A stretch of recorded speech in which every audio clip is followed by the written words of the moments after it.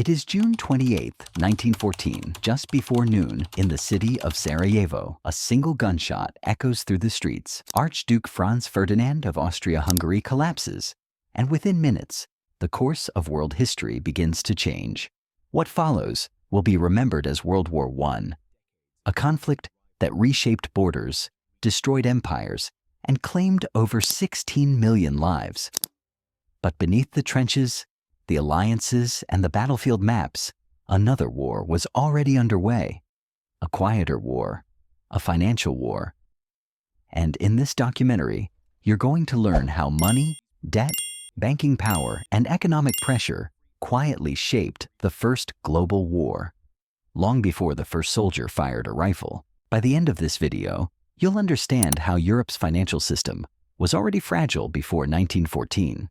How banking interests influenced political decisions, how nations funded a war they could not afford, and how the financial consequences of World War I planted the seeds for even greater disasters that followed. Welcome to the Money Historian TV, where we explore the hidden financial forces behind the biggest events in history, and how decisions made in boardrooms and treasuries can be just as powerful as those made on the battlefield. To understand World War I, we need to look far beyond the assassination in Sarajevo. Europe at the start of the 20th century was not just divided by alliances, it was bound together by money. The world was operating under the gold standard, a system where national currencies were tied directly to gold reserves. This created stability, but it also created tension, because gold was finite, and power depended on who controlled it. By 1910, Europe's major powers were locked in an economic arms race. Germany's industrial output was exploding. Britain controlled global trade routes and banking networks. France had vast overseas investments. Austria-Hungary was struggling to modernize. And Russia, vast but economically fragile, depended heavily on foreign loans to survive. Behind diplomatic smiles and royal family ties, governments were watching each other's balance sheets just as closely as their armies. Banks played a central role in this system. Governments did not simply raise money through taxes. They borrowed enormously. War planning itself depended on credit, mobilizing millions of soldiers, building railways, manufacturing weapons. None of it was possible without massive financial backing, and financiers knew this. In London, Paris, Berlin, and New York, bankers understood that war would not only be fought with bullets, but with bonds. When tensions escalated after the assassination, markets reacted immediately. Stock exchanges trembled. Gold began moving across borders. Central banks prepared emergency measures. Within weeks, Europe's financial system started to crack under the pressure of mobilization. Countries suspended gold convertibility, a move that would have been unthinkable just months earlier. The financial rules that had governed the world for decades were quietly abandoned in the name of survival. And this is where the hidden battle truly begins. Because once the gold standard broke, governments gained the ability to print money, issue vast amounts of debt, and fund a war that would last far longer than anyone expected. What was supposed to be a short conflict became a financial black hole. Every month of fighting demanded more money. Every new offensive required new loans. And the longer the war dragged on, the more dependent nations became on their bankers. Germany financed much of its war through domestic borrowing, betting on a quick victory that would allow it to extract reparations from defeated enemies. Britain and France took a different path. They borrowed heavily from abroad, especially from the United States. American banks and investors poured money into the Allied cause, transforming the U.S. from a neutral observer into the world's most powerful creditor. By the time America officially entered the war in 1917, the financial outcome was already leaning in one direction, but debt has consequences. By 1918, Europe was financially exhausted. Currencies were weakened, inflation was rising. Entire economies were distorted by years of total war spending. And when the fighting finally stopped, the financial damage did not. Instead, it became the foundation for the unstable peace that followed. In the next part of this documentary, we'll uncover how wartime debt reshaped global power, how the United States emerged as the world's financial center, and how the economic decisions made during World War I directly led to the Great Depression and the rise of World War II. By 1915, it was clear that this war would not end quickly. What leaders had promised would be a short, decisive conflict had turned into a grinding stalemate. Trenches stretched for hundreds of miles, casualties mounted by the millions. And behind the front lines, something equally devastating was happening: the slow financial exhaustion of entire nations. To keep fighting, governments turned directly to their populations. War bonds became the lifeline of the conflict. Posters flooded city streets, newspapers, and train stations, urging citizens to lend their money to the nation. Buying bonds was framed as patriotism, as duty, as sacrifice. Ordinary people, factory workers, shopkeepers, farmers, were now financially invested in the war's outcome. Their savings were tied to victory. This was more than fundraising. It was psychological warfare. Once civilians bought war bonds, defeat became unthinkable. A loss would mean not only national humiliation, but personal financial ruin. Governments understood this. The deeper the public was financially entangled, the harder it became to question the war itself. Inflation quietly followed. As money printing increased and gold backing disappeared, prices rose.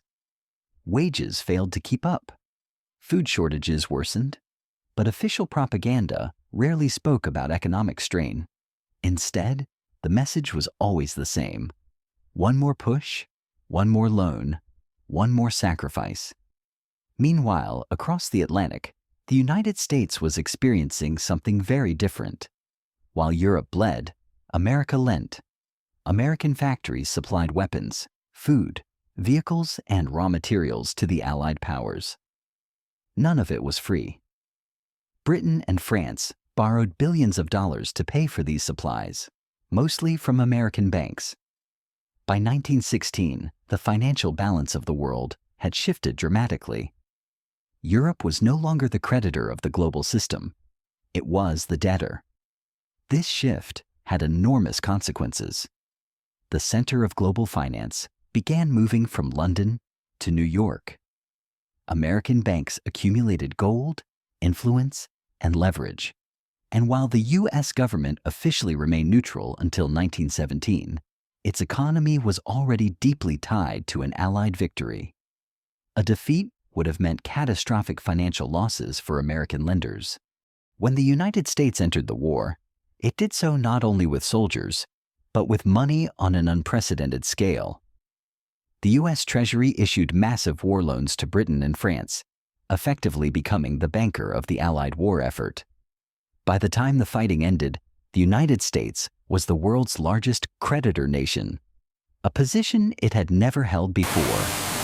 Germany, on the other hand, was heading toward collapse. Cut off from international credit markets by British naval blockades, Germany relied heavily on internal debt and money creation.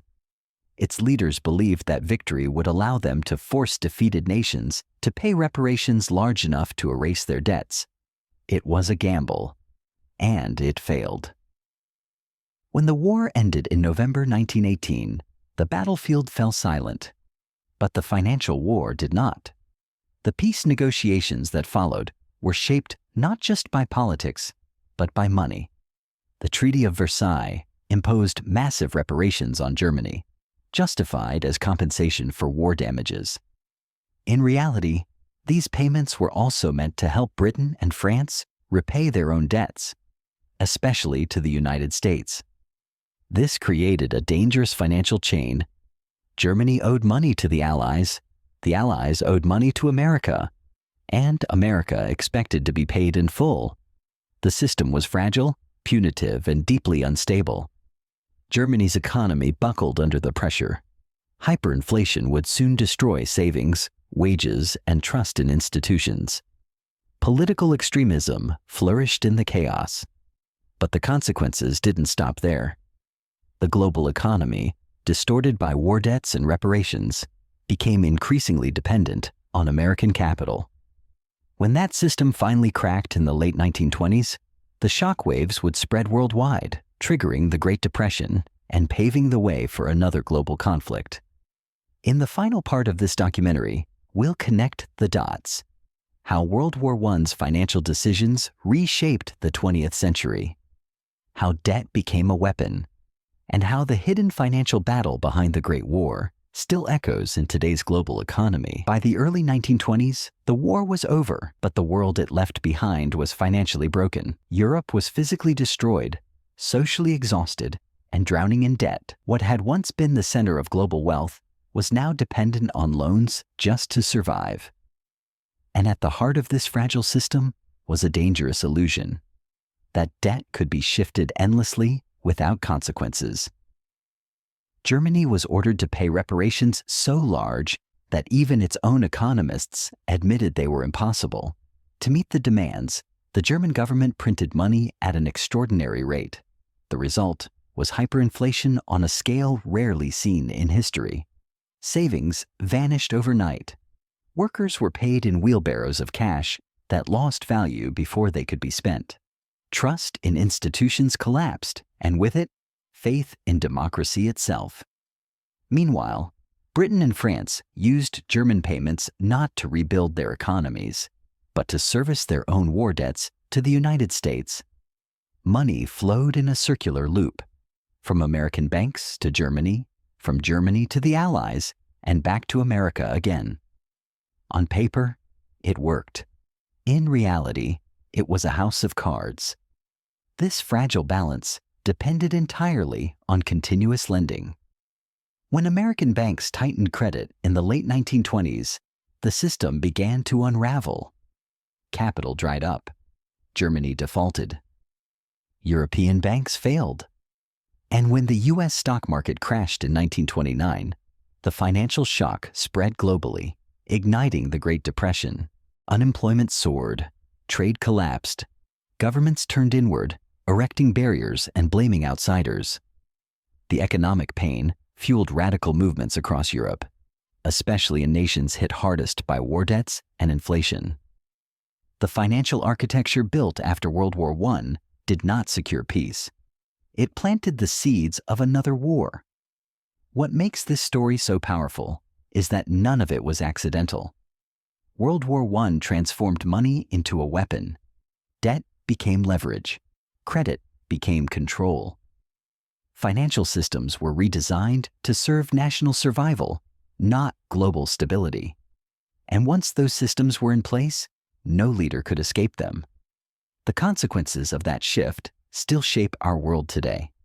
The dominance of the U.S. dollar, the power of central banks, the idea that nations can fight wars on borrowed money. These are not modern inventions. They are legacies of the Great War's financial battlefield. World War I is often remembered for trenches, treaties, and lost generations.